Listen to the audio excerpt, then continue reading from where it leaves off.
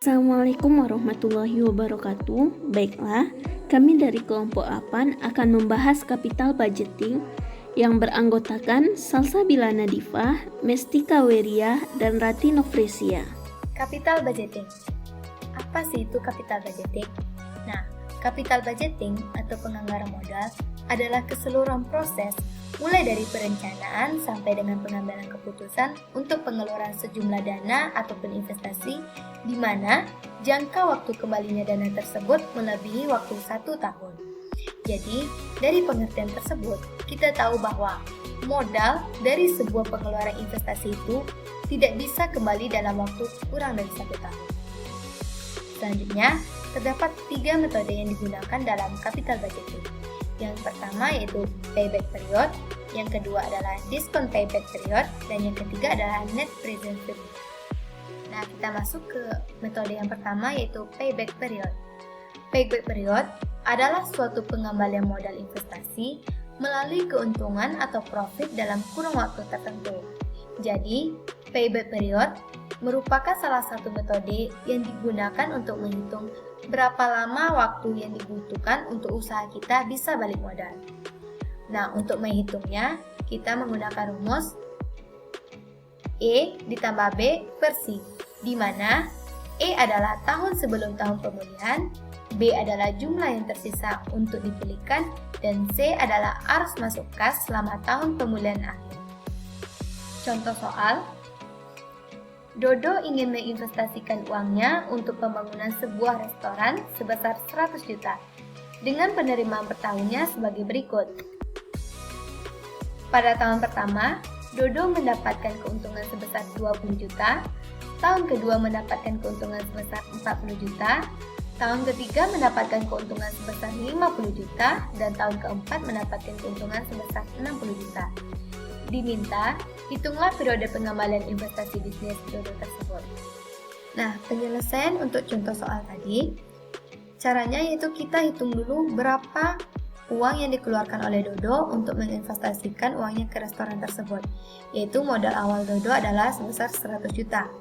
Nah, pada tahun pertama, Dodo mendapatkan keuntungan sebesar 20 juta, tahun kedua Dodo mendapatkan keuntungan sebesar 40 juta, tahun ketiga Dodo mendapatkan keuntungan sebesar 50 juta, dan pada tahun keempat Dodo mendapatkan keuntungan sebesar 60 juta.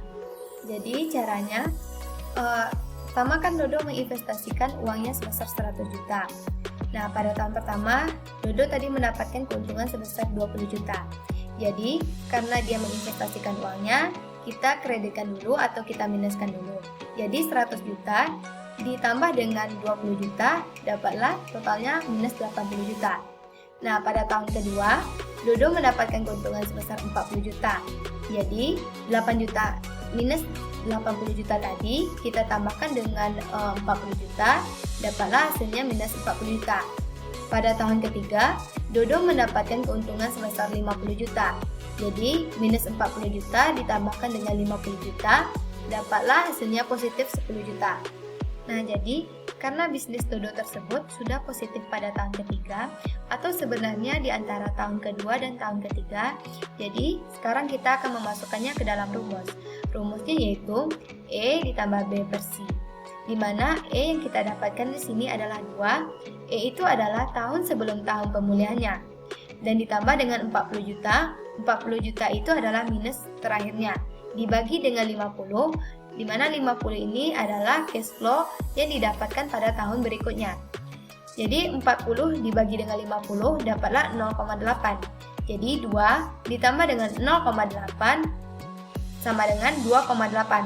Maka payback periodnya adalah 2 tahun 8 bulan. Selanjutnya, terdapat keuntungan dan kelemahan dalam menggunakan metode payback period. Keuntungannya, yang pertama yaitu mudah dihitung dan dimengerti. Yang kedua, memberikan informasi risiko dan likuiditas proyek. Sedangkan kelemahannya, mengabaikan arus kas setelah payback period. Dan yang kedua adalah mengabaikan nilai waktu uang. Diskon payback period. Diskon payback period adalah waktu yang dibutuhkan untuk membayar investasi yang telah dilakukan melalui arus kas yang dimana investasi tersebut telah didiskon. Dari diskon payback period yang pertama adalah metode ini mempertimbangkan time value of money. Yang kedua, metode ini mempertimbangkan risiko arus masuk pada masa depan untuk pengembalian modal investasi. Dari diskon payback period yang pertama, melalui perhitungan, metode ini tidak dapat diketahui dengan bukti yang jelas bahwa investasi dilakukan dapat menaikkan nilai dari perusahaan. Dua, metode ini mengesampingkan pendapatan yang akan didapat setelah periode payback yang ditetapkan oleh perusahaan. Yang ketiga, metode ini membutuhkan nilai dari cost of capital. Soal diskon payback period. Pada tahun awal, si investor ingin menanamkan modal pada proyeknya sebesar 5 juta. Sedangkan pada tahun pertama, si investor mendapatkan keuntungan 1 juta. Tahun kedua, mendapatkan keuntungan 1.500.000 dan pada tahun ketiga mendapatkan keuntungan sebesar 2 juta. Dan pada tahun keempat, si investor mendapatkan keuntungan 3 juta. Untuk mengetahui diskon payback period yang didapatkan investor pada tahun berapa, penyelesaian dari soal diskon period yang tadi adalah untuk mengetahui present value, maka kita harus mencari rumus future value per 1 tambah R pangkat N, di mana pada tahun pertama investor mendapatkan keuntungan sebesar 1 juta dibagi 1 tambah 0,1 pangkat 1. 0,1 didapatkan dari 10%. 10%-nya 10/100. Sedangkan pangkat satunya didapatkan dari tahun pertama investor mendapatkan keuntungan. Maka nilai yang ditemukan yaitu sebesar 909.090,91. Untuk mencari pada tahun-tahun berikutnya, hanya mengubah nilai future value pada tahun yang dicari dan N untuk tahun yang sedang dicari. Sedangkan untuk rumus diskon payback period yaitu tahun sebelum full recover ditambah kekurangan cash flow untuk full recover per aliran kas pada tahun bersangkutan. Seperti contoh, tahun sebelum recover yaitu tahun sebelumnya sebesar sejumlah 3 tahun ditambah kekurangan cash flow untuk full recover yaitu 1.348.610,7 per aliran kas pada tahun bersangkutan sebesar 2.049.040,37.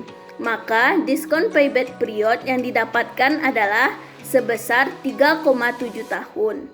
Net present value. Net present value adalah selisih antara nilai sekarang dari arus kas yang masuk dengan nilai sekarang arus kas yang keluar pada periode waktu tertentu. Net present value menggunakan harga pembelian awal dan nilai waktu uang time value of money untuk menghitung nilai sebuah aset. Jadi, NPV merupakan sebuah nilai sekarang dari aset yang akan dikurangi dengan harga pembelian awal.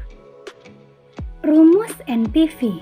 NPV sama dengan C1 dibagi 1 ditambah R ditambah C2 dibagi 1 tambah R pangkat 2 tambah C3 bagi 1 tambah R pangkat 3 ditambah CT dibagi 1 tambah R pangkat 3 dikurang dengan C0 atau dengan rumus lain NPV sama dengan sigma T R dikurang 1 CT dibagi 1 tambah R pangkat T dikurang dengan C0.